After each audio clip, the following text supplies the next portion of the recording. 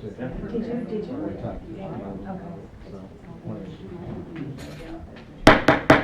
Good morning, everybody. Welcome. This is our Tuesday, October 20th, regular meeting of the Mason County Commission. Jack Johnson, would you please do us the honor of leading us in the Pledge of Allegiance? I pledge allegiance to the flag of the United States of America and to the republic for which it stands, one nation, under God, indivisible, with liberty and justice for all. Roll call, please. Commissioner District 1, Randy Netherland. I'm here. Commissioner District 2, Tim Sheldon. Also here. Commissioner District 3, Terry Jeffrey. Here. Item number 4, correspondence and organizational business. Do we have any correspondence to come before this commission? We do. Jeffrey Thompson and April Pruitt-Cooler, Richard Barnes, and Steve Vandenhover applied for the Veterans Advisory Board. Richard Calvin and Stephanie Neal applied for the Historic Preservation Commission. Edwin and Bonnie Hovey sent information regarding an alleged puppy mill, and the Board of Shelton sent a copy of budget and levy resolution. Thank you.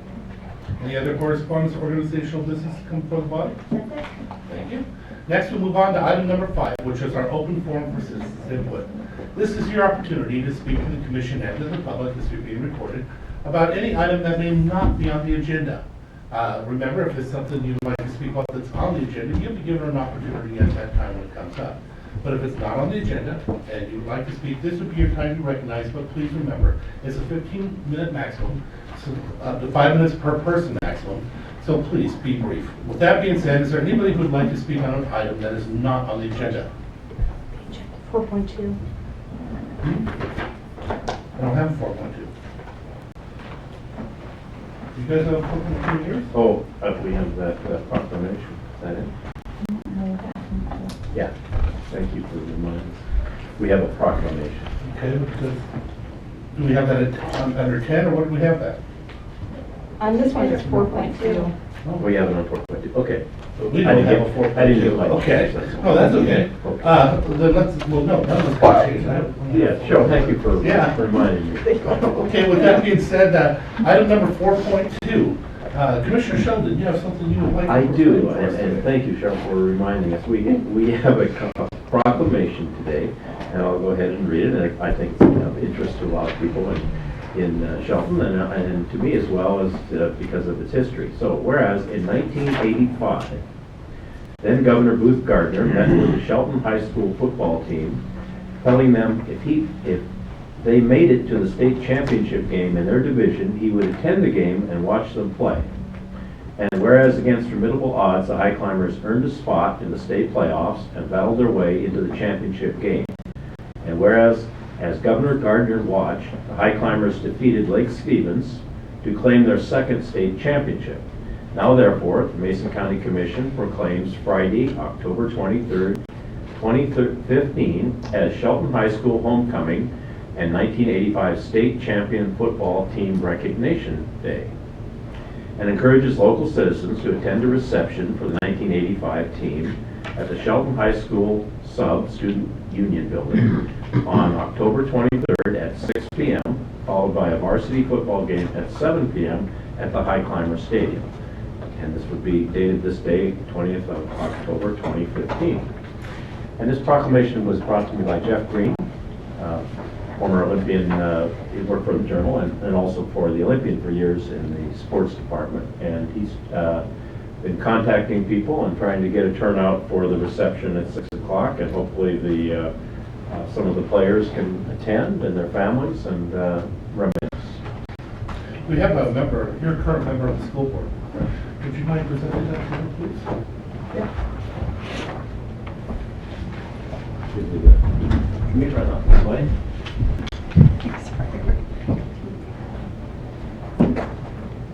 Yeah, Cheryl, thanks for coming today, and thanks for reminding me. We didn't have it. We had a revised agenda, and we did this very quickly. So, thank you very much, and good luck with it. All right, thank you. You bet. Everybody's excited, and good luck with the game too. Yeah. Actually, Senator, it looks like, or Commissioner, looks like that they'd like to take a real picture. Really? Would you mind opening that up for them, please? Sorry, guys. There will be.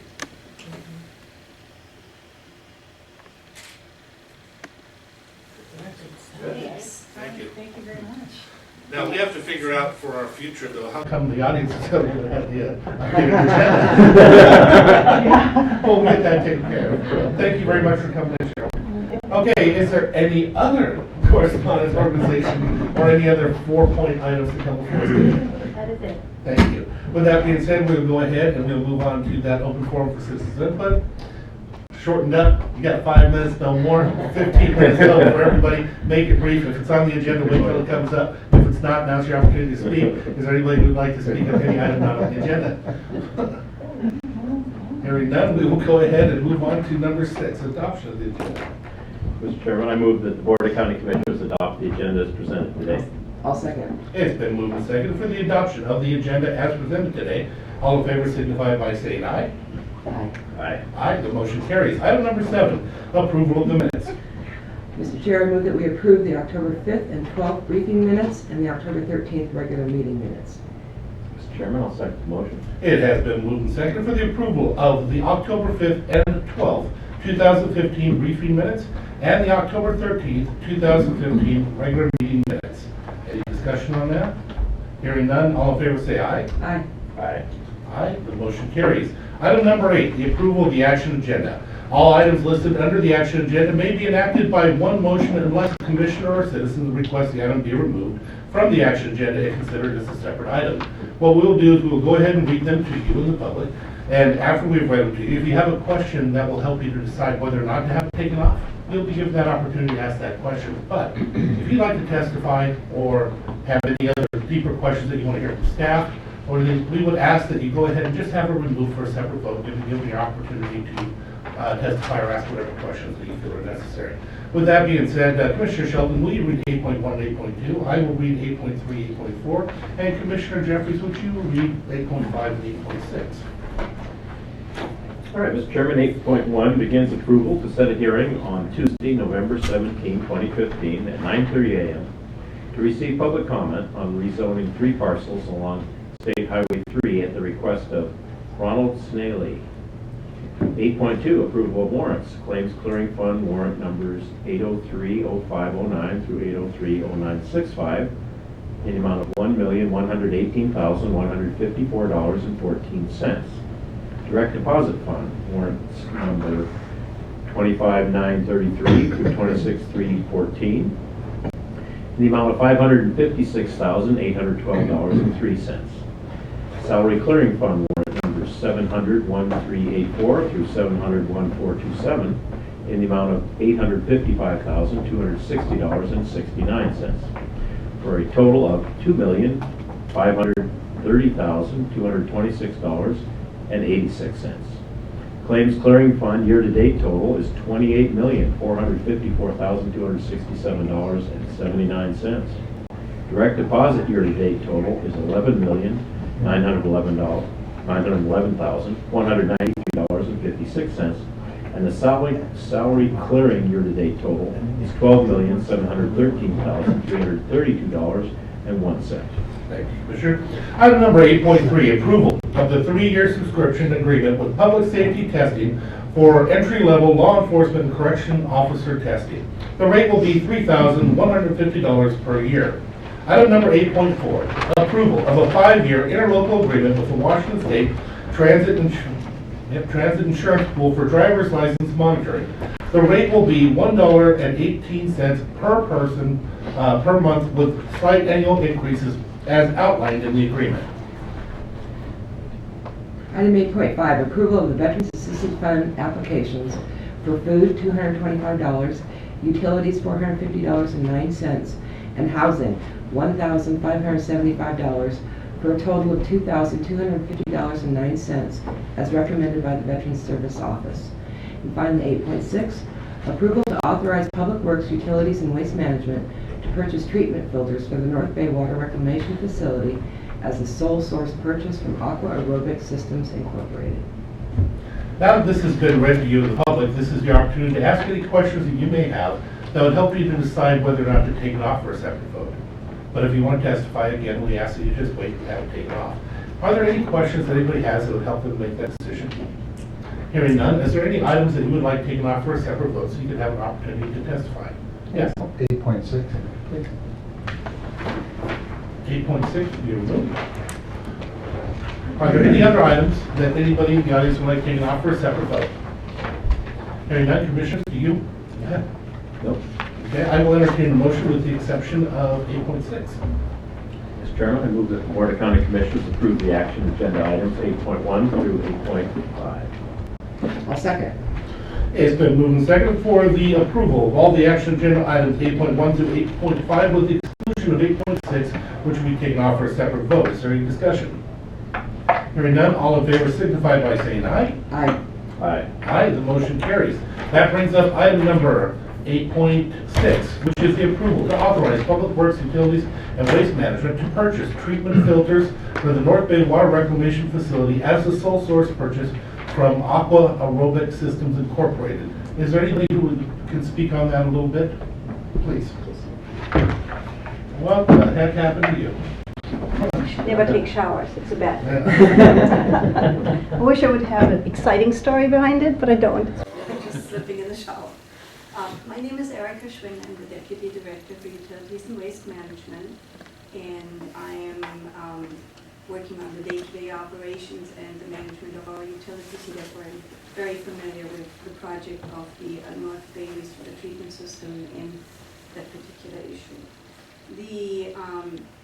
What we are actually doing is engaging in a contract, or what we're asking is to engage in a contract with the manufacturer of the currently existing filter systems in place to restore and upgrade the filter system, because one of the filter systems is not inoperable anymore and the other one is operating and we're not meeting redundancy, which is required for a permit from DOE. And the second part that we would like to incorporate during that repair of the filters is the transition from a pneumatically regulated system to an electronic regulated system. The pneumatically regulated system is outdated. The manufacturer actually stopped making that system the following year after we implemented it in North Bay, which is very typical. You always end up at the last year of somebody manufacturing something.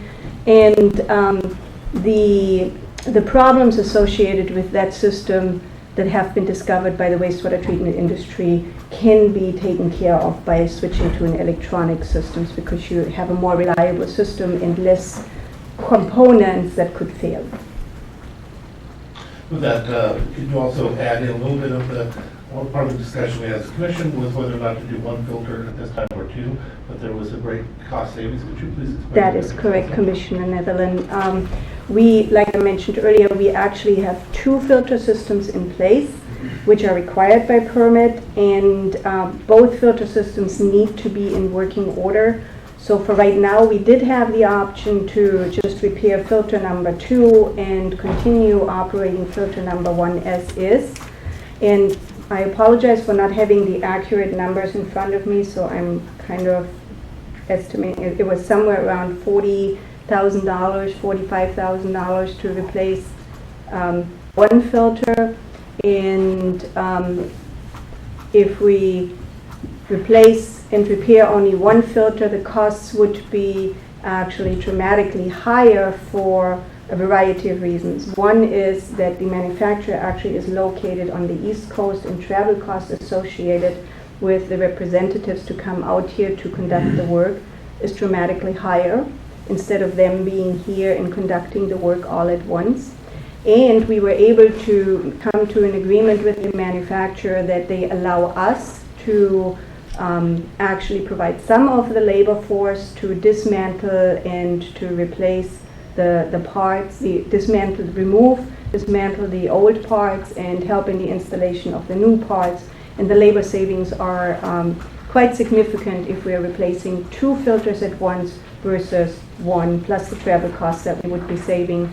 And there were also potential increases that would be coming in the next year, which we're not sure of. So there are tremendous cost savings, I think somewhere between $15,000 and $20,000 if we actually would be replacing both filter systems at once rather than one And quite honestly, from an operational and compliance perspective, we really do need to do the work on both anyway.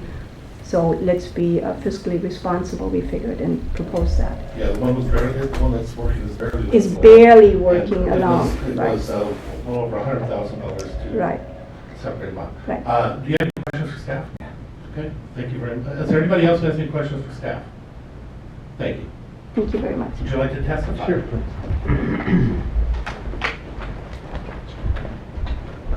Jeff Carey, 890 East Cedar Street in Belfair. No issue with the project as far as doing it or cost savings. I mean, it has to be done. My only concern is always the finances of these systems. And it looked like to me this was coming out of like capital improvements, where to me this seemed like a maintenance type thing. And I've always been, you know me from all the different conversations, is trying to set some reserves really that are maintenance oriented, because you know, anytime you, for every 14,000 roughly dollars you add to that system, you know, cost you spend, that's $1 for every user each month for all the users on that system. So, you know, I understand all the different issues that are in that, so I'm not, you know, no complaints or anything. It has to be done, it has to be done. My concern is that long term, a maintenance account, not, in my mind, not capital improvements, because capital improvements to me, unless there's a different, you know, rules you're using for, you know, this facility, is that, you know, if you have to expand it or put additional services, you know, because of regulations or what have you, those are things to me are capital improvements. This sounds like something that in time is going to wear out. I mean, yes, they are making improvement from going from pneumatic to electronic, but basically it's replacing something that's there with something, you know, hopefully good for at least another 10 to 15 years. So that's my really gist of my, you know, request is set up a maintenance account, if not already, and go in that. I understand the finances, as you know, more than the average person, that it's not easy to do with where the systems are, but we need to go in that direction. We kind of did ask and touch on this, and this is basically being used as a maintenance account. It's $120,000 put in there each year. Okay. So, Then just make it maintenance versus cap, because we have the needs going forward each way, both maintenance as well as capital improvements, so. I appreciate it, thank you. No. All right, is there anybody further who would like to testify at this time? Hearing none, I will entertain a motion. Chair, I'd move the Mason County Board of Commissioners authorize Public Works, Utilities, and Waste Management to purchase treatment filters as a sole source purchase from the Aqua Aerobic Systems Incorporated. Second motion, Mr. Chair. It has been moved and seconded for the approval to authorize Public Works, Utilities, and Waste Management to purchase treatment filters for the North Bay Water Reclamation Facility as a sole source purchase from Aqua Aerobic Systems Incorporated. Is there any discussion? No, I think Mr. Carey's point is almost a little bit like six one half dozen the other to some respect, and I can appreciate your desire to have a dedicated account for the capital improvements that come forward. Frankly, that means a revenue stream of some sorts, and I know that you're also very interested in keeping the rates down. So I think we're working well as this works, and obviously when people hook up and as we grow, Alan, we'll have a broader customer base to build those types of accounts. But right now, I think we're doing a pretty good job right now of financing this. Comment? I just want to comment, thank Erica for her hard work on this. She gave us the presentation and briefings as well for it, so thank you very much for always looking at our costs and cost savings of opportunities. Again, I echo that. I appreciate the opportunity to save the money that we did.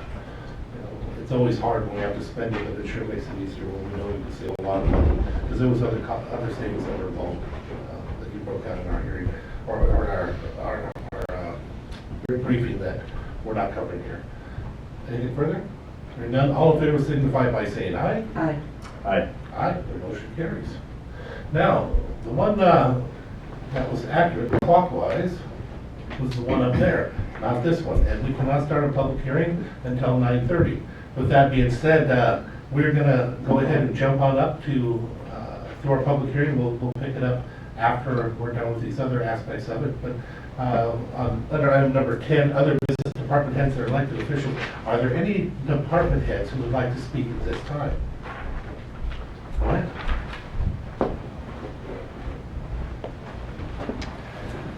Thank you, Commissioners. Justin Smith with WSU Extension. It's been a little bit since I've been here, and I wanted to give you an update on a few items that are coming up in the community. The first one is the 4-H Harvest of Hope celebration that'll be happening November 6th at Memorial Hall. It's essentially a dinner and recognition banquet and auction that'll be held to celebrate the clubs and the volunteers at 4-H. So that'll be an exciting little event. The next piece, and I also have a flyer that I can give to you, and it's also on the website as well. The next thing on the list is Cultivating Success. Our Ag Entrepreneurship Program starts today at Mason General. We will continue to let people enroll through this week, because today is pretty much going to be an overview of the program and what's available, and kind of going over our syllabus. So there will be plenty of time for catch up. We will also have a remote access option, so if other people that are in the area are signing up, they'll also have that access. Finally, we have successfully submitted our EDA grant, so we'll see about the response that we get for the seaweed cultivation pilot program. So yeah, we got it in on time. Thank you very much for all your support and help. And in conjunction with that, we are also working to submit another seaweed grant in relation to this, so that this could potentially build off or be not just an addition, but it could help bolster our chances for the EDA grant. So that said, if you have an opportunity to talk to other officials, elected representatives, let them know that Mason County is pushing for this, and that so that they know that the EDA has this on their desk. So it's an opportunity for us to move forward on that as well. So, Commissioner Jeffries. Justin, can you tell me whether the Community Development Block Grant for Micro Enterprise Training and Loans has been submitted? has not been submitted yet. So right now we're working on getting the budget solidified. So all of the project narrative work has been done, all the pieces there, but right now we're having to go line by line and make sure all the numbers are there and all of the required forms have been filled out. So we're having a meeting on Thursday at 2 o'clock to try to finalize all those pieces and finally get that out. It's been quite a bit, and looking at all the pieces, it's a significant grant proposal, even more so than the EDA. EDA was easy, comparatively. So, questions? Thank you, Mr. Chairman. Just to clarify for the public, that EDA means Economic Development Administration. Correct. Apologies. Yes. And that's the Department of Commerce, federal. United States Department of Commerce. So over the years, many of the tribes utilize the grant programs from the Economic Development Administration extensively. Mm-hmm.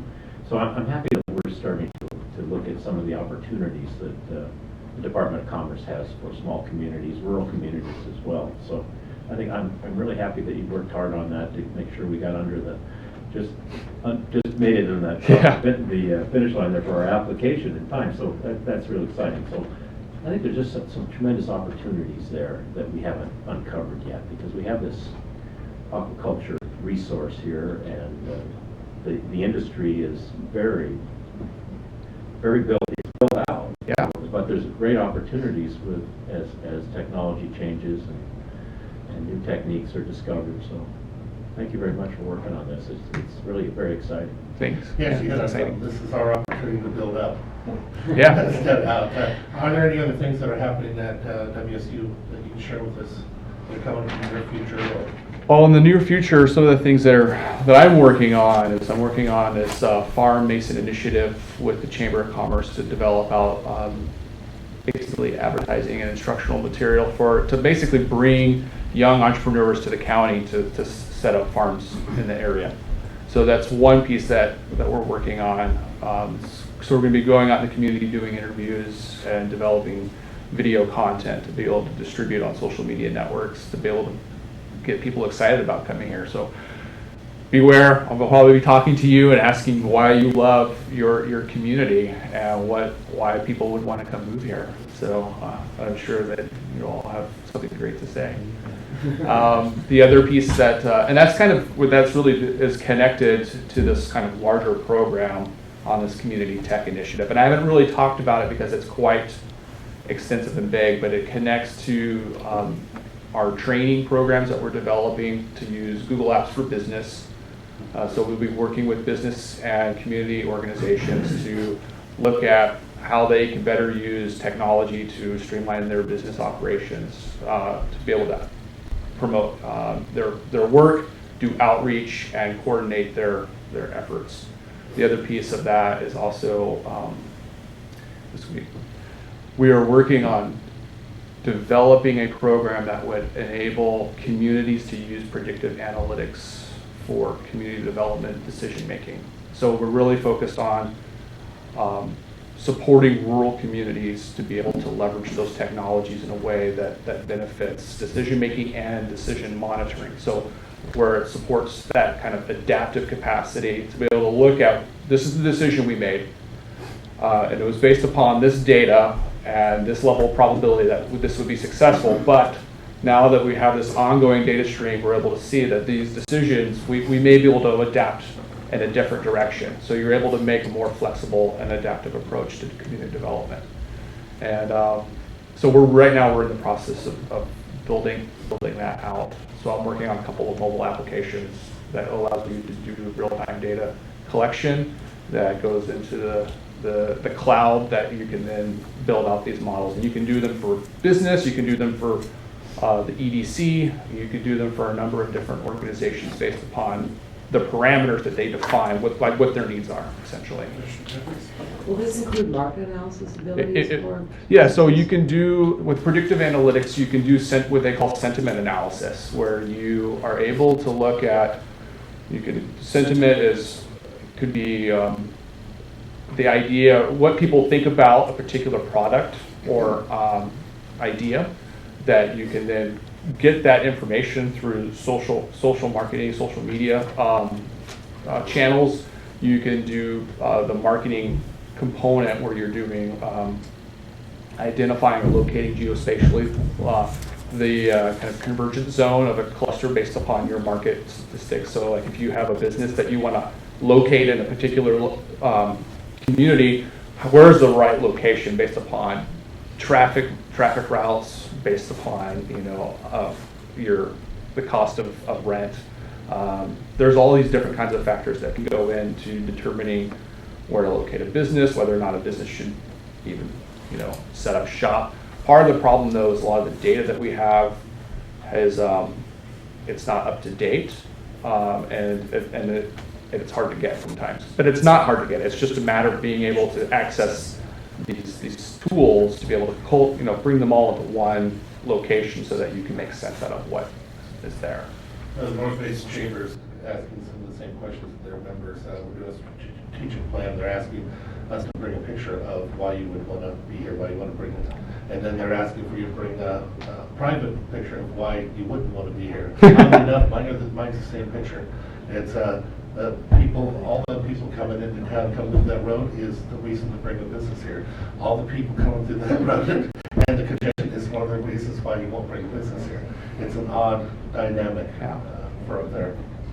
I think it's interesting, and I think it's very helpful that market analysis and this type of research, costs a lot of money. It does. And so the small entrepreneur to get this type of intelligence is very expensive, and they don't do it. And I think a lot of times that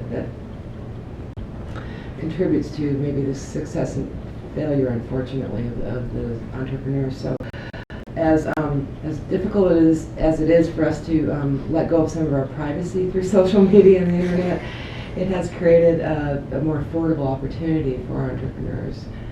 And it's kind of catch-22. I know we don't like to have Yeah. everybody watching us, and I think that there'll be a point it'll all close down and we'll have to pay for this, but right now, it can be basically almost free.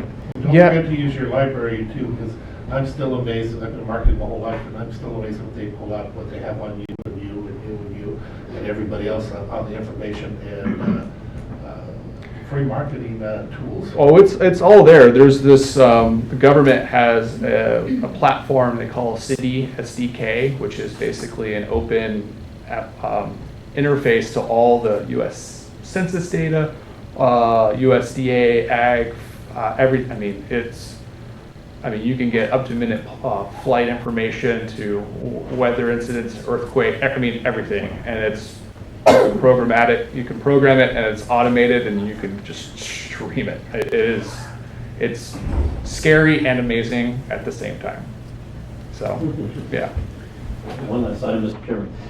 We have a very large Christmas tree industry in Mason County. Have you heard from any Christmas tree growers of problems with needle cast? I've heard from one individual that's been in business here for quite a long time that says he's going to wrap it up this year, and that several other small Christmas tree companies growers Mhm. have experienced the same needle cast issue. It's the interior of the tree dies off, so you have the outside has very good foliage, but inside it's I think it's called Swiss needle cast is the disease, but it spreads between different species. I think it's primarily susceptible in noble fir. Is it a fungus? Yeah. Okay. I can find out what they're doing at WSU to figure out how to address that. Yeah. I know there may be some interest with growers that don't have this yet, or some that maybe do, and how to cure. Great. Thank you. Very much. Yeah. Thank you. Is there any other elected department heads or elected officials who would like to speak at this time? Hearing none, we're going to go ahead and move on to our hearing. Item number 9.1. We're going to open the hearing to consider adopting a resolution for Mason County 2016 Annual Construction Program. Staff, Melissa McFadden. Good morning, Commissioners. Washington Administrative Code 136-16-010 requires that the county engineer submit a recommended annual road program to the Board of County Commissioners. The plan must be adopted prior to the budget. This plan is based on our preliminary budget for 2016. This document is a planning document. It contains the best information that we have at the time, so it doesn't go down in history as written in stone.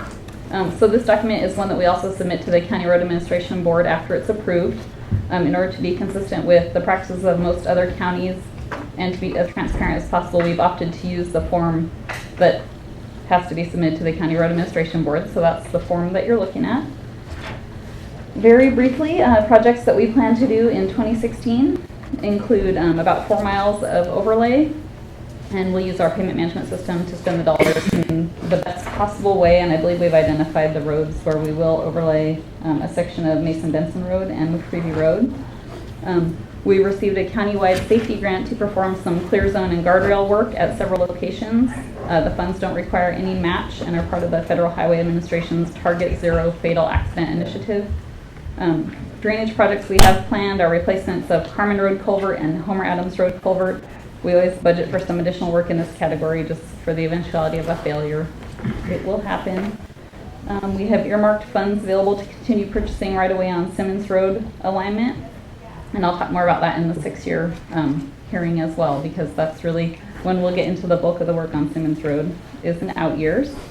We plan to construct improvements on Matlock Brady Road between milepost 26.37, which is near Schaefer State Park, and milepost 27.6. The project is primarily funded using rural arterial program monies. It scored well because of traffic, including a high volume of truck traffic, the condition of the road and its geometry, and also improvements at this location will allow us to utilize maintenance funds elsewhere because we're spending a lot of maintenance dollars at that location. Next project is Cloqualum Road between Rock Creek at milepost 5.85 and a mile out at milepost 6.85. We'll finish up our design and right-of-way acquisition and construct this project in 2016. Also funded by Rural Arterial Program. And the project scored well due to accident history and road geometry.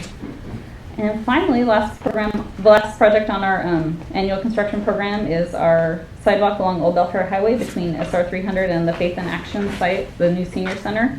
If grant funds become available for this work, we will absolutely pursue them, but currently we're planning to use county road funds. So far as I know, the annual construction program has the endorsement of TIPCAP, but there are some TIPCAP members here who are very welcome to speak. I was going to talk a little bit more about TIPCAP during the 6-year program, but I'll talk about it now. It's our Transportation Improvement Program Citizen Advisory Panel, and it's made up of citizens who represent transportation interests throughout Mason County. The board is appointed, the TIPCAP is appointed by the Board of County Commissioners. It's been kind of a whirlwind few months with this group. They've been voracious for information, and Loretta Swanson has worked her tail off to provide them with everything that they needed in a timely manner. We still have some openings on TIPCAP, so I'm trying to take every opportunity to remind people, if you're interested in being a member of TIPCAP, we need a District 2 rural member and also a Rural Activity Center, Hoodsport, or Union member. So there are a couple openings, and you can feel free to contact the Public Works Department if you have questions. So anyway, back to the annual. I don't know if you want to give, yeah, that's all I have, Commissioners. Are there any questions for staff at this time? I have one. Yes, please. Thank you, Mr. Chairman. Melissa, is there any consideration in the upcoming yearly program for the more replacement of lighting at intersections? I know several years ago, we took advantage of some federal dollars for solar lighting. That has not worked well at all. So no. So what we've been doing, Commissioner, is those locations where we had solar lights and they failed, we've had the PUD replace those with typically LED lights. So it's a fairly low-cost solution. We do end up paying a monthly charge to the PUD in perpetuity. One thing that we'd like to see happen, Lord and I have talked at length about it, is putting together sort of a plan for lighting in Mason County. So if we have some intersections that we'd like to target, talking about how we'll fund those, where the locations would be, and what sorts of criteria we would consider. But currently we don't have any sort of lighting plan. We're not planning on illuminating any intersections or other locations at this point. Have we replaced all those solar lights? We're close. We're very close. Some that are still out. I believe there might still be a couple out there, yeah. Okay, a lot of people ask about that. Yeah. And then some of our roadways have the new markers on the side, which illuminate with your headlights. How's that program going? The delineator program, everything I've heard, folks really like it. It's pretty successful. There is some expense associated with it, but we typically do replacement and cleaning and of the delineators as part of our maintenance program. We haven't identified any new sections where we'll put those in, but we do like to, if we have a location where we do a road project, we do like to put those in as part of the project if they're warranted. But typically the rule of thumb is 2 in view, so if you've got a long corridor and you put those in and you'd be able to see 10 of them or 5 of them down the road, it's probably not a good candidate. So it's usually going to be your windier roads. Yeah. Thank you. Yeah. Further questions for staff? Thank you very much. We'll go ahead and close the staff testimony part and move into public testimony. Is there any public who would like to testify at this time? Yeah. We ask that you please come up and say your name, where you're from, perhaps. Good morning, Commissioners. My name is Jack Johnson, and I'm from Belfair. And I'd like to, I represent TIPCAP, or one of the, I'm here to speak on behalf of TIPCAP. And I'm one of the committee members. And what we've been doing is trying to get up to speed with all the information, and as a committee being newly formed, there's a pretty big learning curve. And one of the things that we are been talking about is how much maintenance that Public Works is responsible for, and it includes 192 miles of overlay HMA and 371 miles of BST, and it also has gravel roads in the county system that are county right-of-ways that are gravel roads that we're talking about how do we deal with those and there's 3,300 culverts and 65 bridges. And we've reviewed the 6-year tip for 2016-2021, and we have we're really going to be looking more at 2017, 2018 because all this is happening so fast. So 2016 we did the best job we could, and we have pretty much 2 comments. One is that we would like to see, starting in 2017, a half a mile of HMA added to the tip every year, so that by 2021 you're up to 6.5 miles of HMA per year in the tip. The reasoning for that is you have 192 miles of overlay, and if you had you divide that by 4 miles per year, that's 48 years for each overlay. And most of what I'm hearing about a 20-year is kind of the length of life of an overlay. So it seems like if you went even a 20-year cycle, that you divide that into your 192 and you have 9.6 miles per year of overlay, and currently we're doing 4. So we'd like to recommend increasing that. And then also in the committee they talked about because the Belfair bypass is a project that is now going to happen by WashDOT, is to start working into the tip a midpoint connector. And those are the 2 items and comments that we have on that.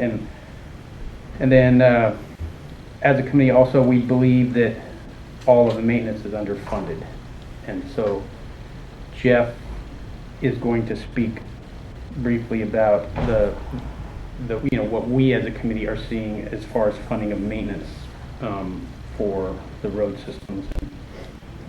And then I just want to take a moment to let the commission know kind of what the direction we're heading as a committee, and so what we are doing is right now, per Mason County Board of Commissioner handbook, we're creating our bylaws and our mission statement, and it's specific to your resolution 5314. So we want to be really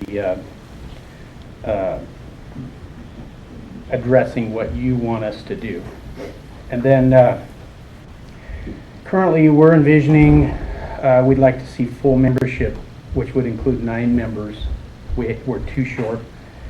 We have a vacancy in District 2 and Hoodsport Union. And if, Tim, you have any recommendations of someone that you think would serve well, I would, or some of us would contact them to try to encourage them to and then of course you have to approve that. So then we would like to coordinate public meetings in all 3 commissioners' districts to inform the public of the 6-year tip and solicit public input. We'd like to get involved in the budget and financial planning, revenue concepts and ideas, and then organizing and packaging and presenting. And currently we're reviewing what other counties are doing, and so we still haven't collected all that information, but we just would like to see what other counties are doing. And I've talked to Kitsap County and got quite a bit of information from them, and every year they have about 6 public meetings, and they present their 6-year tip, and they take public information, and they're doing that all with staff. And that's something that I think we can do as a committee in partnership with Public Works, with the possibly, if we're representing a commissioner's district, hopefully the commissioner could be there at that public meeting, and I think it could be a very beneficial process. And then I envision this committee meeting once a month, 12 months out of the year, in order to accomplish everything that we would need to accomplish. On top of that, that's not taking into consideration the public meetings. So I would envision at least 3 public meetings in each district. And then I would like to say that Mason County staff has been excellent, been very helpful, been really, I think, pretty enjoyable for me. And I'd also like to say that the committee is a really good rounded committee, and it seems, that they are a very energetic group that is working very well together. And so that's, and then I'll just kind of, Randy? Then they have a question for you, so. Okay. And this might be for Melissa, but do you know what overlay costs per mile? I know it's probably variable. It would be a good question for Melissa. I know we've talked about it, and I know I should know, but I've been throwing at so many numbers. I bet you Jeff knows what it is, but No, not that one. you know, 236, 250. 150,000. No, 250. 250. 236,000 per mile. Okay. I forget, Jack, that you were probably just on a grader out there, so you probably can't hear me. I saw you on SR3 the other day driving the grader. Oh, you did? Did I hold you up? It is that and your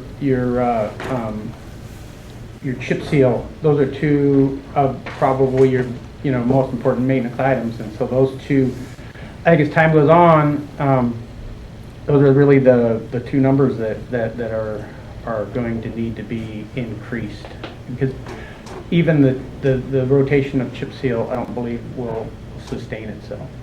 So.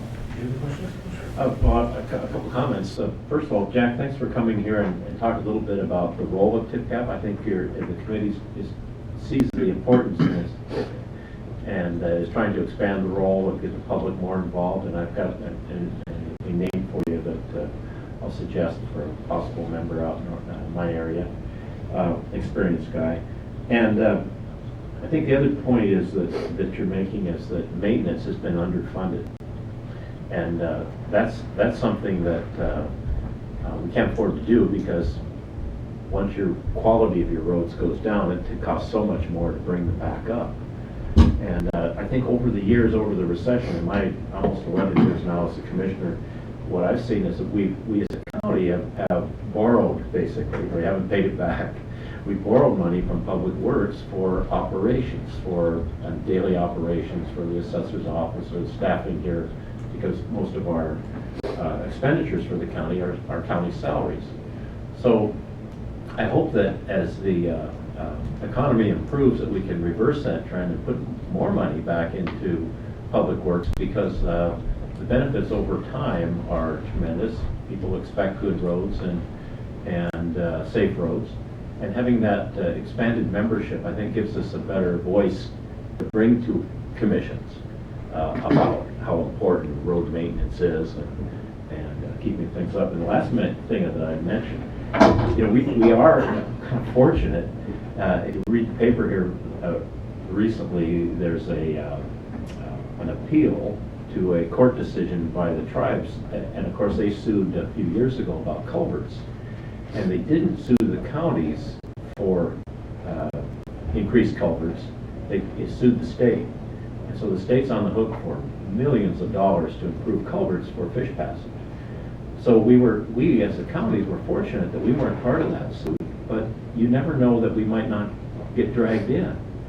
And if we were dragged into that, just the amount of money that we would have to divert to just for culverts compared to road maintenance would be tremendous. So we're kind of fortunate right now, but I think it's a great opportunity to stress the importance of maintenance and keeping our roads safe and up to standards. So thanks a lot for serving.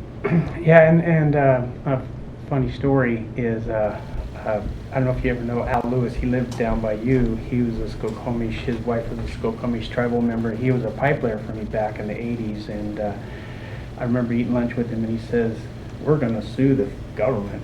And I go, "What?" "Yeah, we're suing them over Lake Cushman Dam." And I go, "Yeah, right." And so you know what happened on that one.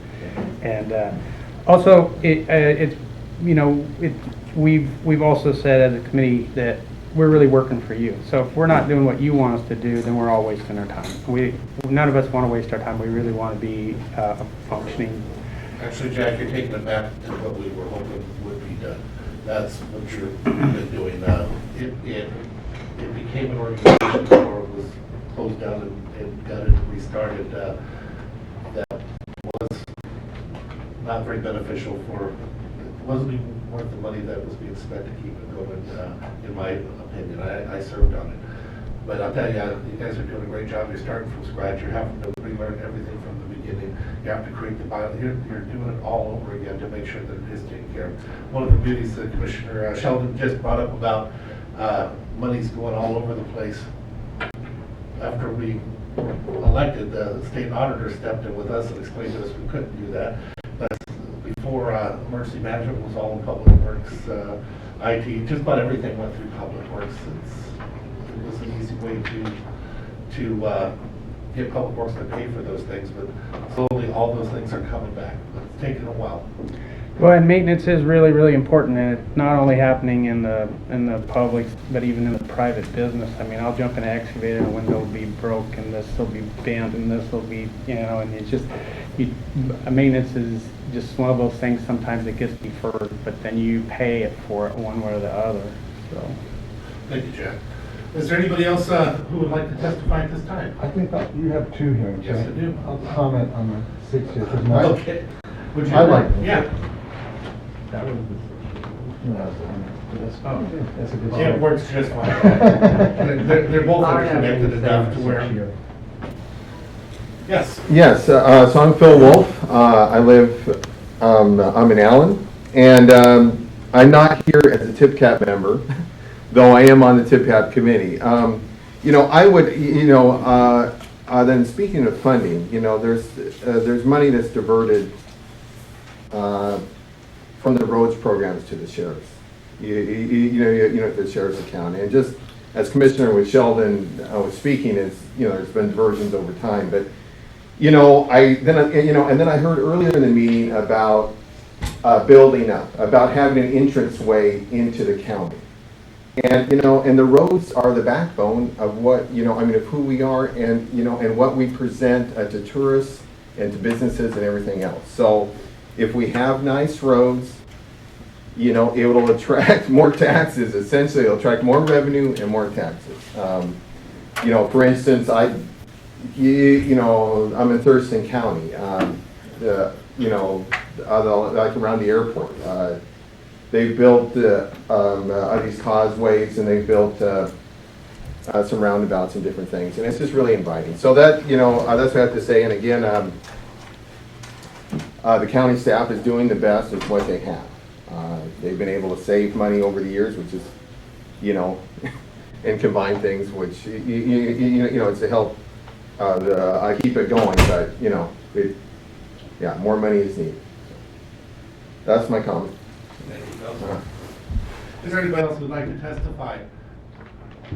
Hearing none, we will close the public testimony and move into commissioner deliberation. Is there any deliberation? I just wanted to share that I think we all understand that here sitting at the commission that we have competing priorities, and I think we often hear the people of the county want good roads. The people of the county want safe communities. And those are two competing priorities with the few dollars we have. We do have $1.5 million of road monies that is diverted to our sheriff's office for traffic policing. Boy, that'll buy a lot of overlay at $250,000 a mile. that, some of that could definitely increase that half a mile. But then we have the issue of almost the same people would come to that podium and say, you're cutting the sheriff's budget. Those are such tough decisions, and unfortunately, we're the ones that get to make those. And I just, I appreciate the fact that it's underfunded, but, and we have the unfortunate job of having to balance all of those priorities and needs and try to hear from the people, do they want more money put towards roads, or do they want more money put towards police officers? And, I think that these public meetings could be a wonderful way to get the sound of the community, hear from the community about that. I'm all for doing these public meetings, and I'll be at every one of them, regardless of the district, because I want to ask that question. If you had one more dollar to spend in this county, would you put it towards public safety, roads, WSU extension, water quality? Which is our priority? And I want to hear that, and thank you for bringing that subject up. And thank you all for your work on it. Well, I would just comment that, thank you, Commissioner Jeffries, for the comments. And I think it is a balance of priorities. But if I look back over the time that I've served, and I won't be running again, I have one more year, another 2 months left in my tenure as a commissioner, is that when the recession hit, we diverted money from public works to public safety, especially, and some of the other priorities that we had. But I think now, as times start to improve, it's time to pay back. It's time to give more consideration, in my mind, for these construction programs for public works, because you can't. It's very difficult to go back and rebuild that road, and it's so expensive once it reaches a point that you start to get into the base of the road, and as Melissa will tell you, the upkeep is good business. It's good business to keep it up.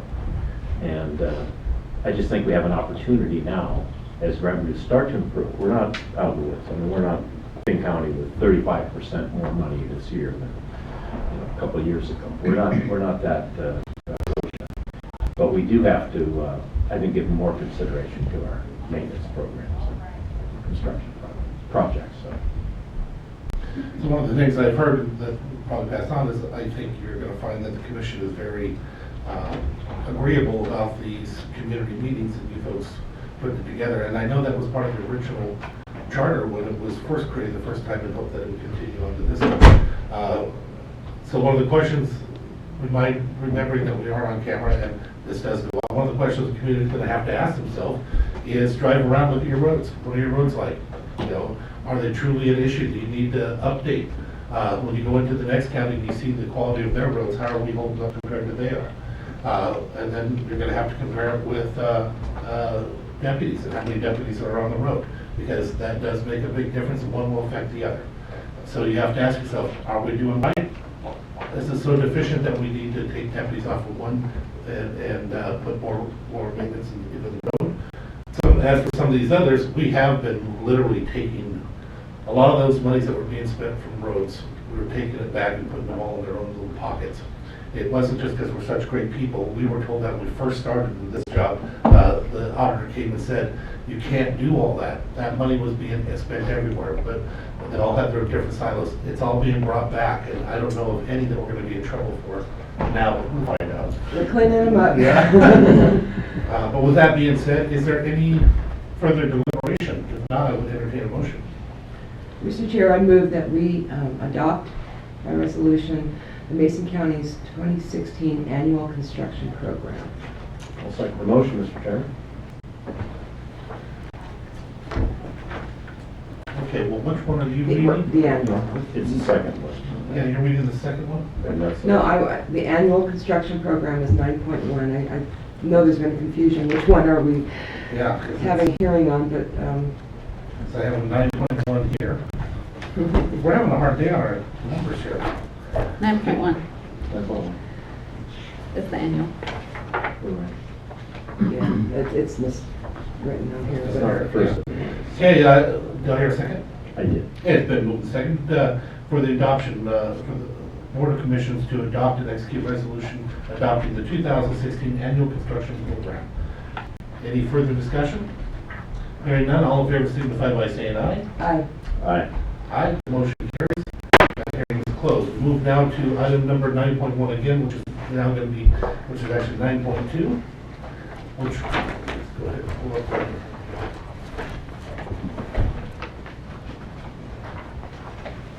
Public hearing to consider the adoption of resolution for Mason County 6-year transportation improvement program for years 2016 to 2021. Staff, Elizabeth Fadden. Good morning again, Commissioners. RCW 3681-121 requires that each county adopt a comprehensive transportation program for the ensuing 6 calendar years. The plan shall include proposed road and bridge construction work, as well as other transportation facilities and programs, including new or enhanced bicycle and pedestrian facilities. Once it's adopted, the plan must be sent to the County Road Administration Board and the Secretary of Transportation. The program, again, like the annual, may be revised at any time, but revisions have to be taken to a public hearing like this one. Once again, we've prepared our 6-year in a form that's consistent with what's put out by WashDOT, how they track their 6-year TIP as part of the statewide transportation improvement program. You'll see many other counties using the same form for their TIP, so we're trying to be consistent and transparent. I'm super excited to work with TIPCAP. I know we're going to be developing some additional projects for consideration on the TIP in out years, but this is what we have currently. Just a couple of projects that I'll point out that I think are of note. First, our Simmons Road project. It received state funding for the 2017 to 2019 biennium in the amount of $5 million. The project's going to provide a connection between Lynch Road and Old Olympic Highway so that motorists can get on and off of US 101 safely at the interchange point at Old Olympic Highway. The timeline of the funding, just so everyone has a great understanding, it'll become available on July 1 of 2017. So that's the earliest that we could obligate the funds. Until then, we're going to work with our stakeholders and continue wrapping up design and right-of-way process. And we hope to start construction in early 2018. So that's our plan right now, and that's how it's shown on the 6-year TIP. We do show that we're going to have to spend some county money to complete that project right now. That's based on our current project estimates, but we are going to work to value engineering that to try to get it down to a manageable cost so that we can just utilize the funds that are coming to us from the state. So that's our hope at this point. I was also going to point out the Old Bellflower Highway and Clifton Lane, or the sidewalk on Old Bellflower Highway between the intersection at Clifton out to the senior center, but we talked about that a little bit during the annual construction program. The other thing I like to talk about is we have prepared a revenue expenditure analysis that goes along with the 6-year TIP, and we had provided that to the board at some point previous. I'm not sure if it's included in your packets. So the revenue expenditure analysis shows revenues coming in, expenditures going out for that entire 6-year period.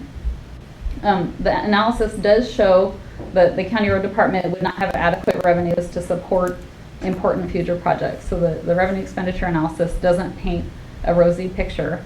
I have no doubt that we'll rise to that challenge and we'll continue to provide high quality service to our residents. So we definitely look forward to working with the board and with our TIPCAP members to that end. Are there any questions? I have some questions. So I'm not seeing what the local expenditures will be on Simmons Road. Are they not shown here? Yeah, typically the 6-year TIP, the way that it's broken out, if it's in out years, we typically have the first couple of years financially constrained on where the money will come from, but the out years, it's not real clear. So I apologize for that. Again, we have $5 million of state earmark money. So the remaining money would be county funds according to our current project estimate. So if you look at the 4 through 6 column, that would be the $1,079,000. And also $200,000 in the 3rd year column. So that would be the county road expenditure right now with the project estimate that we have. But again, we're going to continue to try to work that. So $200,000 of county money in 2016. No, that's in the 3rd year. So we still have some money left over from the former state earmark. So we'll spend the rest of that in 2016. which is, we're looking at that as county money. That was $1 million we got back in 2010, something like that. Before me, yeah, it was. Yeah, 98. Anyway, we got the state appropriation of $1 million, and then now another appropriation of $5 million. So kind of the question comes up, I think, in people's minds, how can we use state money on a county road? Well, there's a special provision in state law that says state money can be used on county roads if it improves safety on state highways. And the issue is coming across Lynch Road, which is a county road, that's been a frequent accident. Incidents have occurred there. A fatality, a couple other very tragic accidents, and actually history shows if you're going towards Olympia and you come down to where the Camilchi interchange is, that was really built because 4 people were killed in an accident there. So it's a provision in state law that helps with safety, and Simmons Road, when it's completed, will come down the hill and connect with that Camilchi interchange, so that if you're going south on Highway 101, you don't have to cross the highway to gain access. So it's an unusual program, but I'm glad we're able to take advantage of it. There was a big coup when you were able to get that money. One thing to bear in mind that it doesn't just affect the people that are on that road coming across, it affects everybody that goes the other way through that road. And I know that right after I got elected, I heard about it over and over and over again, people that are not using it but have to go through it. So it's... But to answer your question, Commissioner Jeffries, and maybe Melissa can help me too, is the money that you've designated here as county road, is that truly county money or state appropriation from the $1 million that was previously given to the county? What's left of the $1 million is just around 200,000. So that's what we'll. 2016 expenditure. Yes, so we'll continue to acquire right-of-way with the 200,000. We show some cost to wrap up design and right-of-way in second year in 2017. We show some cost to wrap up design and right-of-way and to start construction in 18. So if you add up all of these columns, it comes to something like close to $7 million. We have $5 million that we're going to receive from the state, and we have about 200,000 left. So we've got some work to do to try to get those costs down so that we're not spending county road money to solve the state safety. But we haven't issue. spent county money yet. Correct. We've always used That is state absolutely money. correct. Yeah. But you're saying right That now, helps clarify. but you're saying right now, as costed out, there's a $2 million gap between what we have from the state and what the project will cost. Less than 2 million, but yeah, there is a gap, most definitely. Are there any other questions for staff in regards to her testimony? Is there anybody in the audience that has any questions for staff in regards to her testimony? Jack? Would you tell us how much it costs per mile for HMA and how much it costs per mile for EFT? Sure. I'm going to have to qualify my answers. So HMA overlays a lot of times involve, if you do an overlay, you'll have to bring safety elements up to standards. That would include guardrail and signage and those type of safety elements. So the cost can vary. It really depends, but it's pretty close to about $250,000 a mile is what we're seeing. Costs for chip seal right now, given material costs and how efficiently we're running our operation, is between $30,000 and $35,000 a mile. Any other questions for staff? I have another question. So can you talk to me about how the timing of the Simmons Road coincides with, or what it is vis-a-vis the Belfair bypass potential construction schedule as we know it now? You know, I do not know what the Belfair bypass construction schedule is. 2019, 10.8 million will come in for right-of-way purchases and for design. And then the next biennium will be 25 million. 21? 25 million for construction, and then the rest will be in the next biennium. So it sounds like they're You're saying three doing bienniums? Yes. Okay. they're doing design and right away while we're constructing. The nice thing about Simmons Road as well is that there's really only a small section that has any traffic on it, so we'll be able to construct it and get it cranked out without active traffic running on it. So that'll keep costs down some, and it'll also keep us out of harm's way and from impacting traffic flow. Well, I'm highlighting this just from what Mr. Johnson had said about, we do need to be thinking about a connector road from the bypass, and that'll no doubt be county monies. We're looking at a potential $2 million shortfall on the Simmons project, so we're looking out at 2019, 2020 as times that we're going to need to put some significant investments of our own That's a great monies point. onto some major projects. And we as a commission need to be thinking about how to set that up and be prepared in 2022. Because I think those connector roads in Belfair are going to be essential, absolutely essential, and for at least one. I'd like to see more. Why would you want to have more connectors? What advantage would that be? The topography is extreme there, coming down from the bypass to Highway 3. And if you have a bypass, I think the environmental documents only show potential for one connector road. Why, I don't know, could you explain a little bit, why would you want more? And that would all be county money. If you're going to decide to take the bypass, or not take the bypass, you have the services available to you along the highway. Why would you need more? You know, I think all along the community has looked at the bypass as an example of what it could do for Belfair, of what the Squim bypass did for Squim. They do have connectors into the Squim area. It opens up areas that we have in our comprehensive plan contemplated for development. And right now the access to those areas is non-existent. And I think as a county, we either have to decide that are we going to develop this difficult terrain that we have identified in our giant UGA, or we take it out, one of the two. Because we need to develop up there, and we need the land to develop. And that's what we have in our comprehensive plan. So topographically, you know, from perspective, as it makes sense, maybe we need to go back and look at the boundaries of the UGA. But it's up there as developed, as what will be developed. I'm going to jump in on that one too, though, Commissioner, and answer some of those questions that you asked. I live there. So not all the topography is accessible. There are areas up above up there that are flat and are developable and cannot be developed right now because there's not a second access.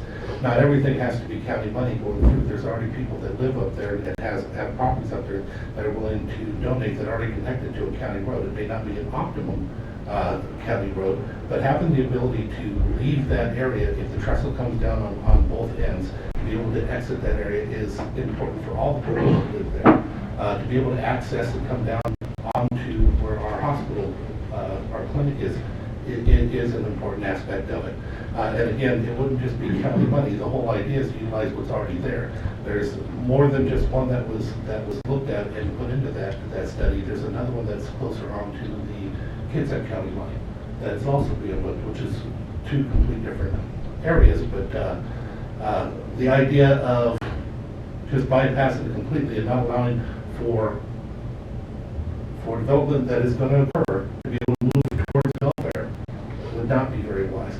Originally, it had, what was it, 9 exits. That would have had each one of them be a primary property real estate value, because they're going to be a corner.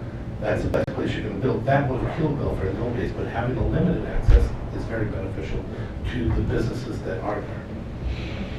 Well, I know this conversation will continue, but one thing that I recall was I was in the House of Representatives, and was there for 7 years, up until '97, and we had quite a controversy about the Squim bypass during those 6 years, and it was approved, but it cost $98 million in those days. I mean, that was almost 15, 16 years ago. So bypasses are always controversial. You can say North Bend, Squim, Yelm, Belfair, they always are controversial. And I look forward to the conversation about it, but we have to be very rational on how we allocate our county money, because development is wonderful up there. People like to see that, but there's other priorities for construction money around the county that, as we talked about, for maintenance as well. Any further questions for staff? Hearing none, we'll close the staff testimony, or the staff testimony and questions from the audience, and we'll move on to public testimony. Is there any public who would like to testify, please?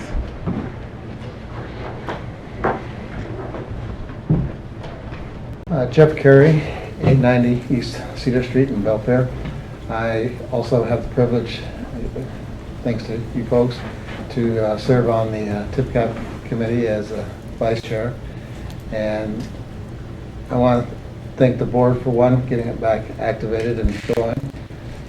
Interestingly, there's what I call a respect, I think Jack alluded to it, but there's kind of a respectful tension, but good, on that committee as it sits right now, and that no one party is kind of like, you know, rah-rah for that same party, but it's not like the bad old days I remember back around 2000 where, you know, there's the league and the others just warring on projects.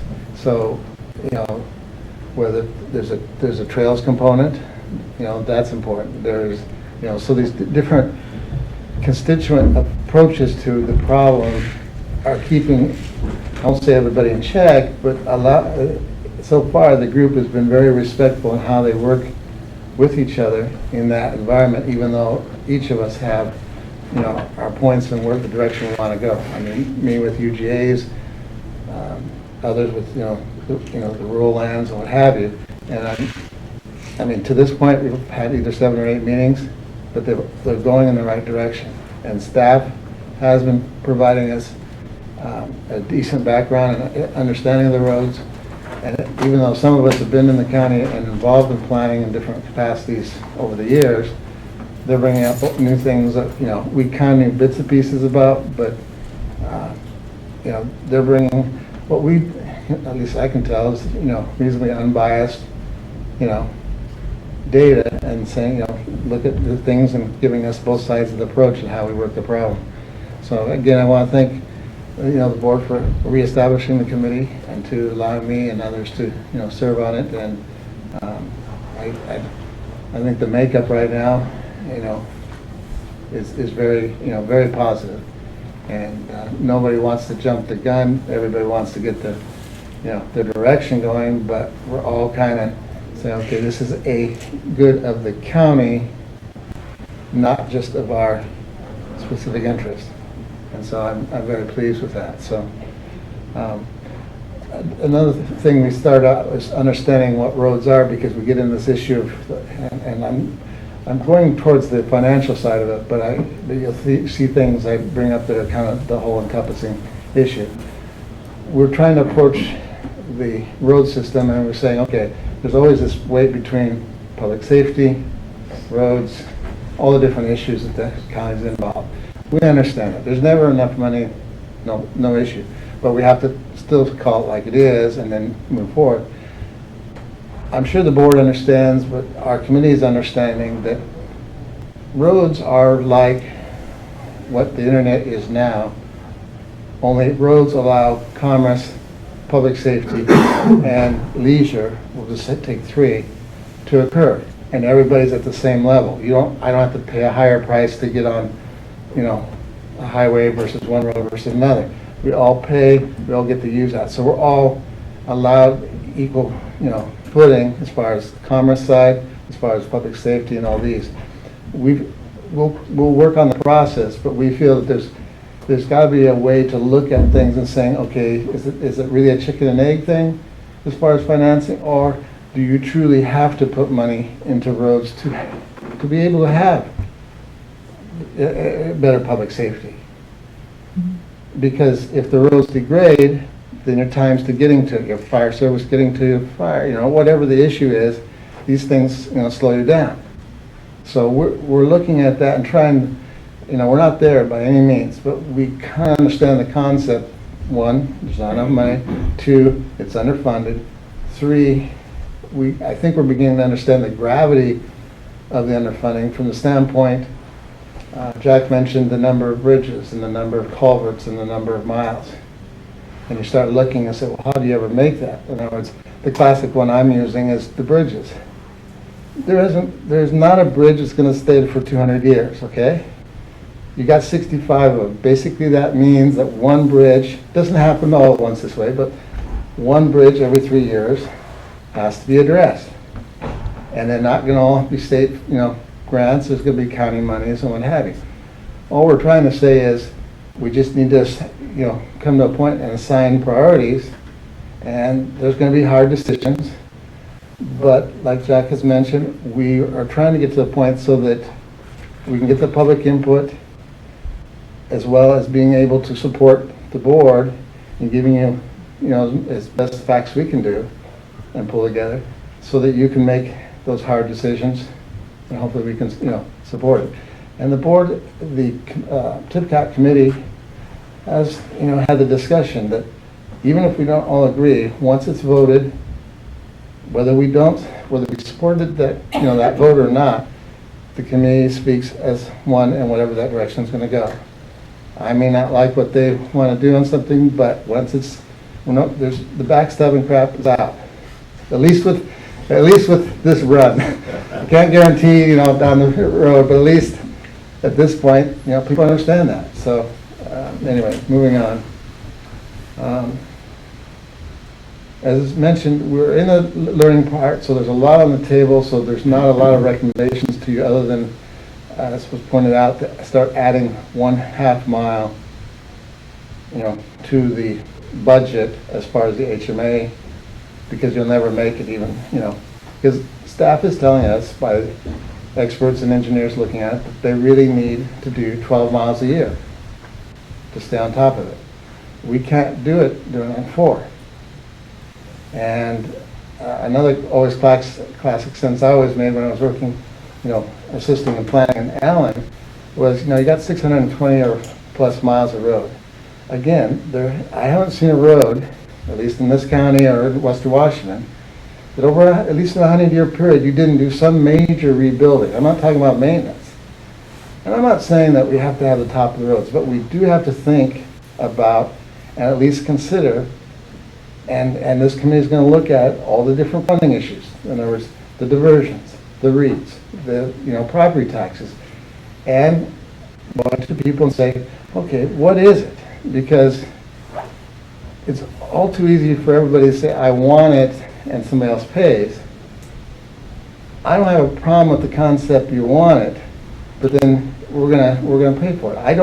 I'm not wired for more government personally, but if the people say, and they will step up to the plate, then we should do it. I think we should, and this committee is coming, it's meeting on discussing these kind of issues, but eventually, if it means taxes, then we have that discussion so that we can move forward. Because the board doesn't need to be hamstrung between, do I do sheriff's office or do roads? You know what I'm saying?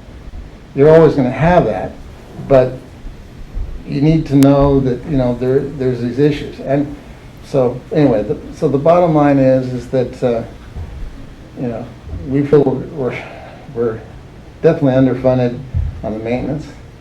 We're going to have issues in the capital improvements down the road, as far as bridges, culverts. I mean, you got 3,300 culverts, 3,400 culverts.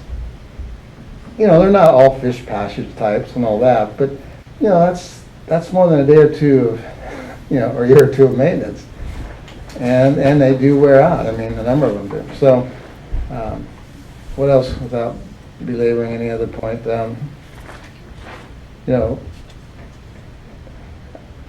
We've talked about the maintenance. We've talked about the bridges, the culverts, the road mileage, and I guess sum it up is, as a committee, we will look. There is no sacred cow. Everything is on the table as far as how we do it. In the end, we feel that you're probably taxing more. You're probably diverting less. You're probably saying, hey, we just cannot do this, and maybe roads that go private. Who knows? We don't. All these things are on the table. We're not trying to dictate one way or the other. We're just saying, okay, what's the big problem, and really get our hands around it. So hopefully the committee can, rough it out and, and work as we have to this date and hopefully come to you with, even more here in the next coming months. And, unfortunately, there'll be amendments, but going in the right direction. And I guess on one last note is, wherever we are in this comp plan update, I'll just use the generic,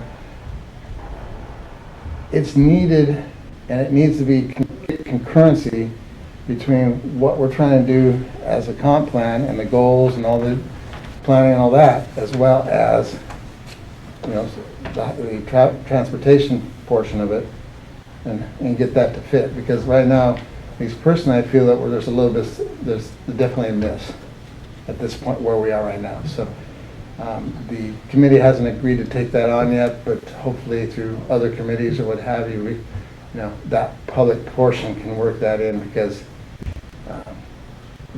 at least personally, I don't see the goals matching up quite yet with our transportation needs. So anyway, that's my spiel for the committee.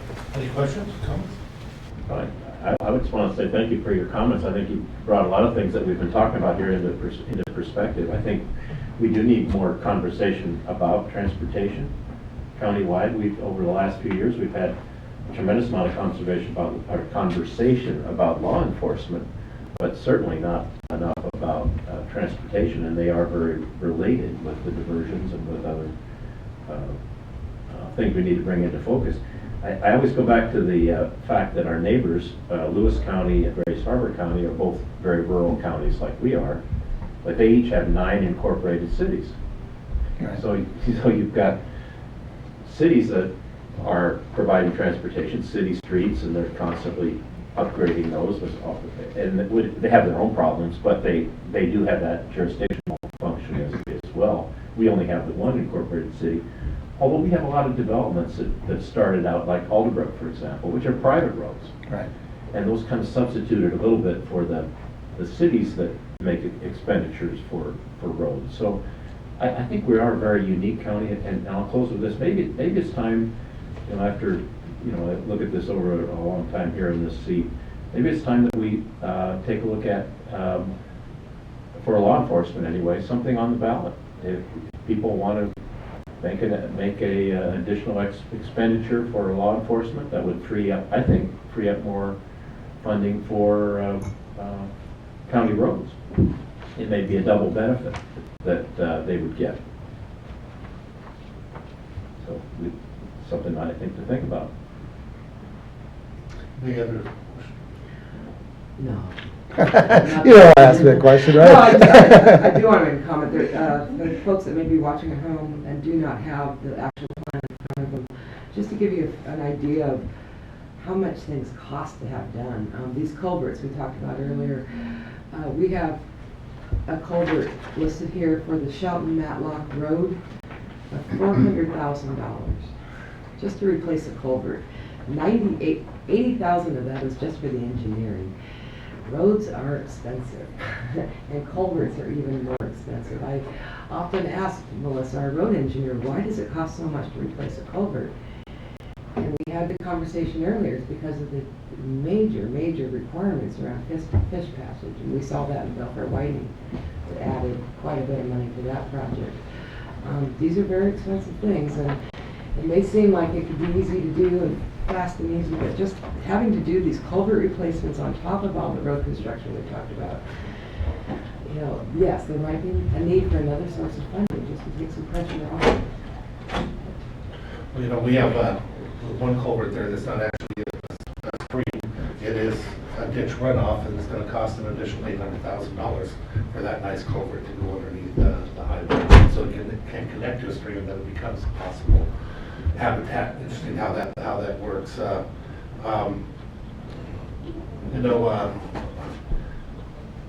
It's funny that I'm hearing you mention, because I remember a time where I mentioned the same thing, and you said to me, will you put your name on that, about going out to the public and asking them if they would like to discuss whether or not to have a criminal justice tax. And we had that discussion, and it's nice to hear that you were perhaps considering that as well. My thing is only to put it to the people to make the decision themselves. I would never want to put something on them, but I have always said I would never deny them the right to burden themselves. So does that, guys got to capitalize on this, because you made that statement, does that mean that you weren't considering looking at that? No, I think- Put it out to the public? I think it's worth considering and putting it and discussing it here in the commission. Costs go up. We've spent, and I think you've brought this fact up, that we've spent increased the sheriff's budget just in the last, since you were elected, Mr. Chairman, 43%.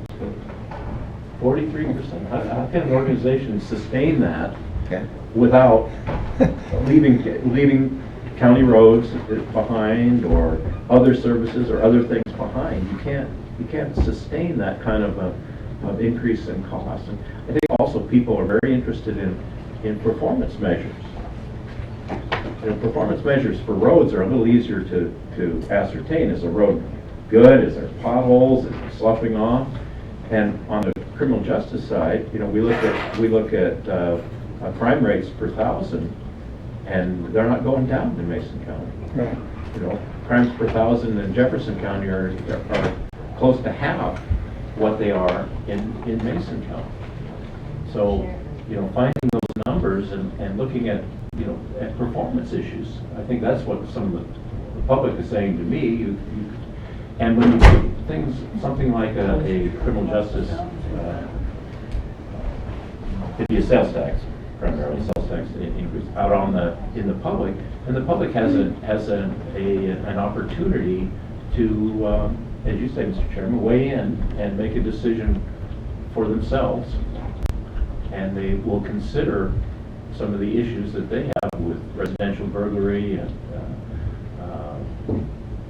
crimes of property that I think are very, very high in Mason County. And so it's something that I think we need to take a look at in whole, not just criminal justice or mental health or transportation.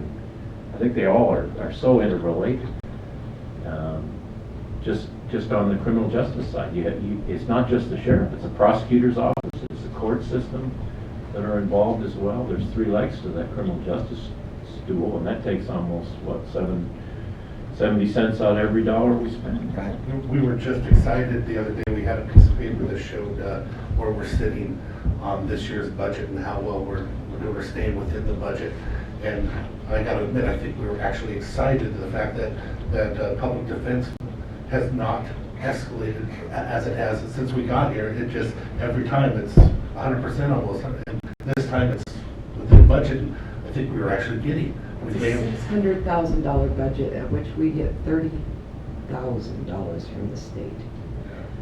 How much For was it when we first indigent came in? defense. It wasn't much. $600,000 we spend of county money for public defense and indigent people. And the help we get from the state is $30,000. But our first day wasn't like 193. Yeah. Yeah, so you can see how we were excited that it actually had not grown exponentially. Yeah, and if I remember right, of all the cases that go to trial in Mason County, in district court and in Superior Court, it's well over 90% represented by you, the taxpayers. You pay the defense. I think it's 90. What's the percentage? I don't know that I don't want to say it. No, I know it's over 90. There was two. There was one had it up at 87 was the low, but the other was like 92. Yeah. Superior Court and Yeah, District Court. yeah. There was. So every time there's a trial, taxpayers are paying the full bill for all the defense, all the expert witnesses. When they drive a Ferrari, you think we're kidding? That happened this last year, or a year and a half ago. But we're keeping. Is there anything further for him? Any questions?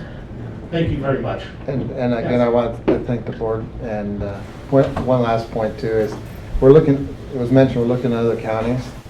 And at times we always think Mason County is a little bit behind the curve, which on occasion we are. But at least the half a dozen counties that I've looked into, and I was assigned to look at Eastern Washington counties,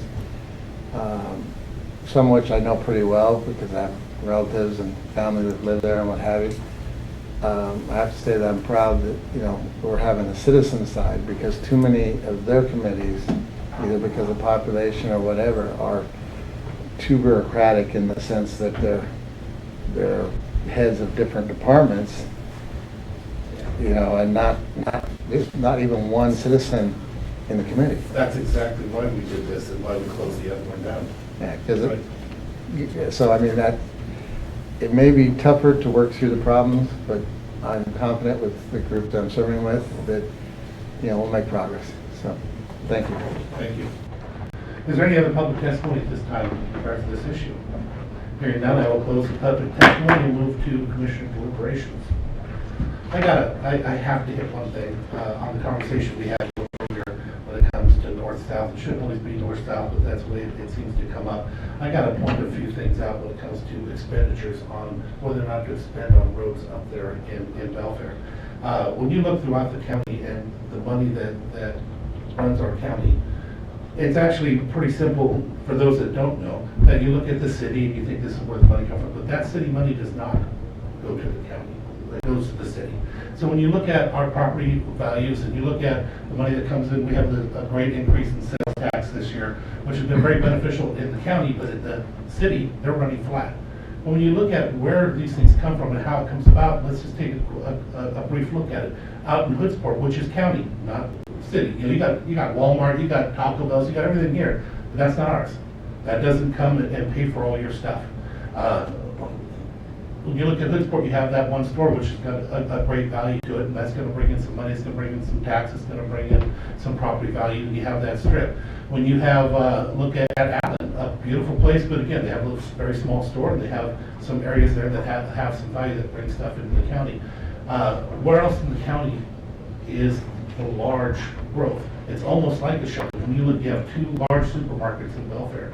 You have McClendon's in Belfair. You have all these things of which that money and that property value, because you gotta remember that actual building has a value, and that's a great value. It's a lot more value on the building at QFC than it is even in that store Hoodsport, just because of the size and everything else.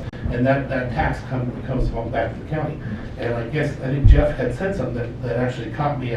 We want stuff, but we want other people to pay for it. And it's interesting, when you look at Belfair, what a perfect example of that. Thank God for the state highway, because the state highway is what runs through Belfair and pays for everything. We're not. We've had one road built in Belfair for economic development in the last 20 years, and it went up the hill, and it didn't do anything at the time when it was built. That's our one economic road. And the things we're talking about when it comes to having an exit off of the bypass would actually be maybe a quarter mile, because that road that was built by the county that already exists is probably about a quarter mile from where the bypass will be. So we're talking about a quarter mile investment compared to some of the other stuff that we talk about. And I think for an area that brings in so much revenue, that's not a bad thought. I just wanted to add that to you. Any other comments or anything? Not my grandstanding, sorry. Hearing none, I will entertain a motion. Well, Mr. Chairman, then, thank you very much. I'd recommend the Board of County Commissioners approve and execute the resolution adopting the 2016 through 2021 six-year transportation improvement program. And I'll second it. It has been moved and seconded for the adoption to approve and execute the resolution adopting the 2016 through 2021 six-year transportation improvement program. Any further discussion?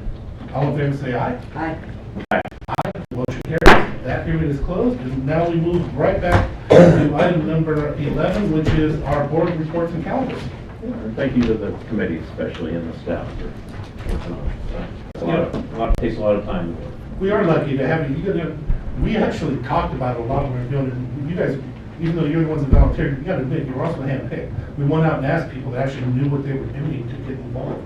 And that was nice. What a concept. Be happy to. So last week, following our commission meeting, we had a budget workshop. I attended the MCC102015 governance board meeting to represent the county on.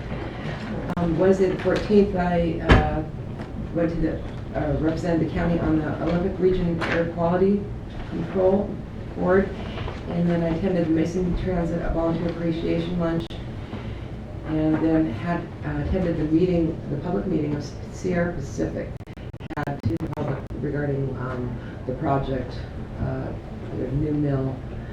Very interesting, down at the waterfront. We had a lodging tax advisory committee meeting, and chose a contractor that we'll still need to approve here at the board level for promoting all of the events in the county. So Habitat for Humanity board meeting.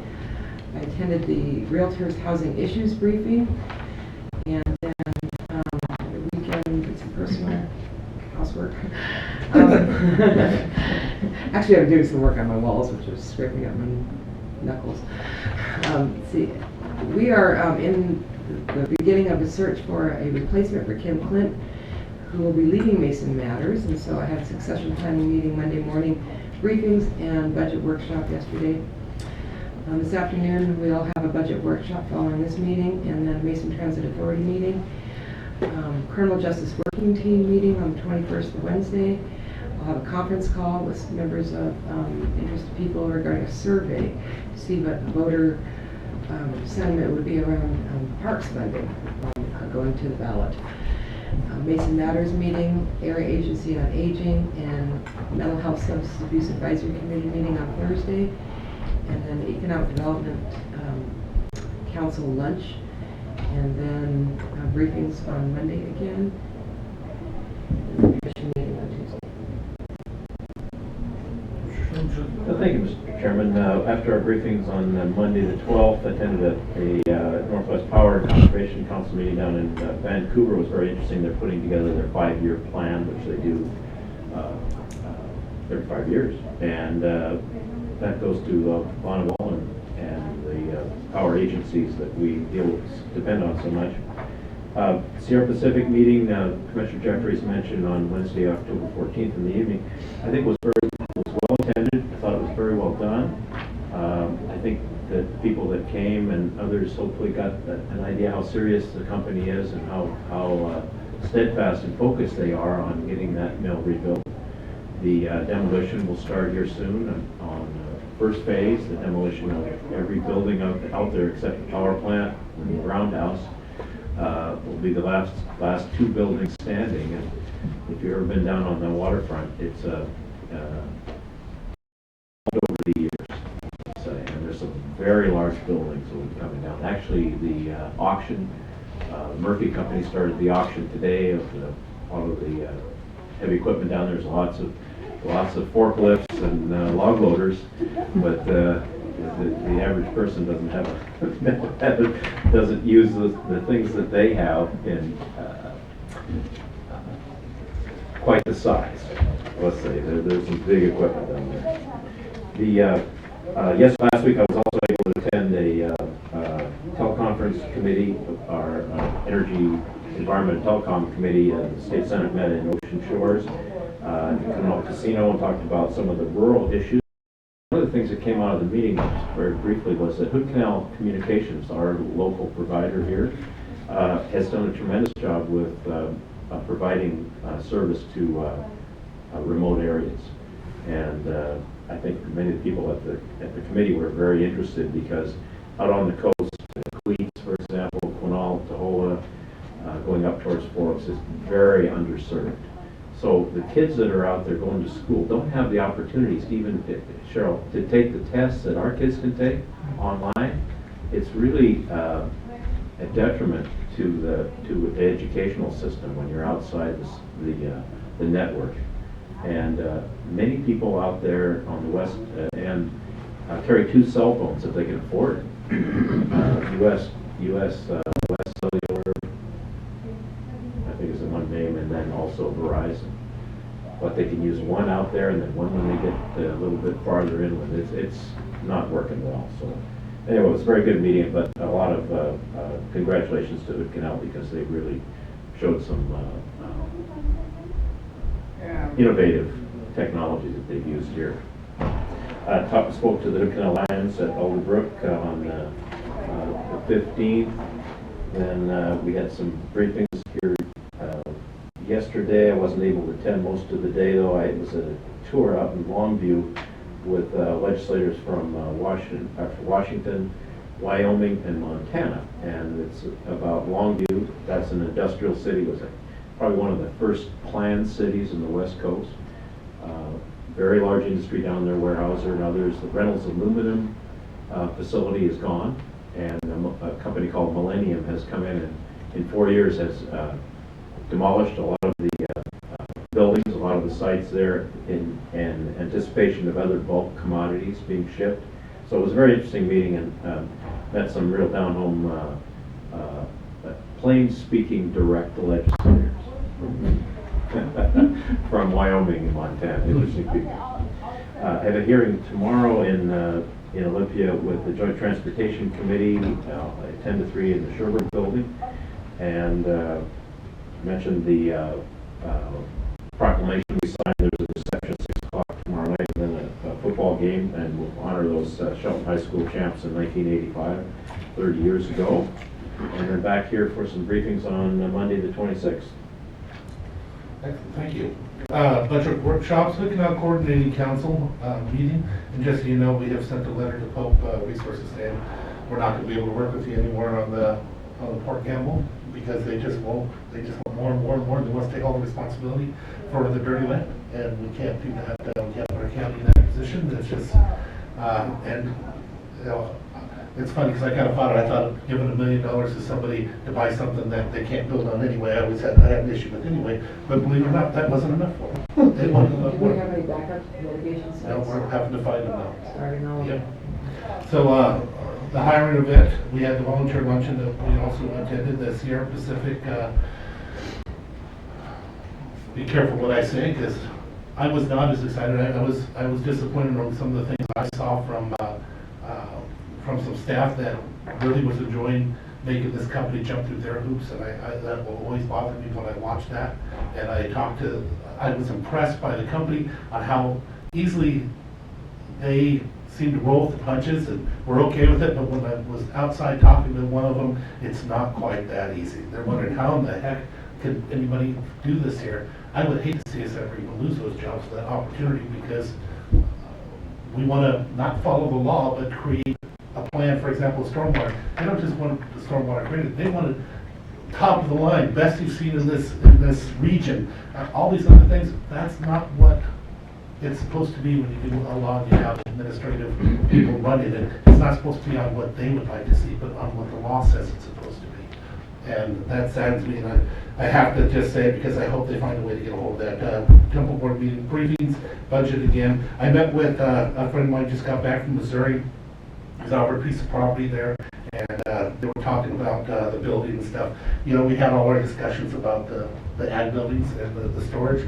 You know, in Missouri, there is no permit for building a home for nothing. You know, because there's other things that guide whether it's good and built. It's just funny. There isn't any. There is no permit at all required for any of that. And we struggled over 24 by 24 or 36 by 24 for ag. It's just amazing. Different venues, different people, how they look at things. Next week, budget workshop, which is we have after this today. I have a meeting with our public health director, also Mason Transit Authority meeting, North Mason Chamber of Commerce strategic meeting, law library, ribbon cutting event for Allen Interiors, Mid Canal Lodge. We have more budget and briefing coming up. North Mason Community Voice, I think, I'm not sure. And then more budget workshops, the EDC luncheon, and I have a community meeting down, but I don't know what that entails. So with that being said, is there anything further to come before this commission? Candidate forum tonight, Transit Center, 6 o'clock. A lot of forums this year, that's a good thing. There has been a lot of forums. I'm really glad. 5 of them. We were lucky if we can get 2 when I was running. Okay, anything further? I will entertain a motion. I move that we adjourn. We are adjourned. Thank you for coming, guys.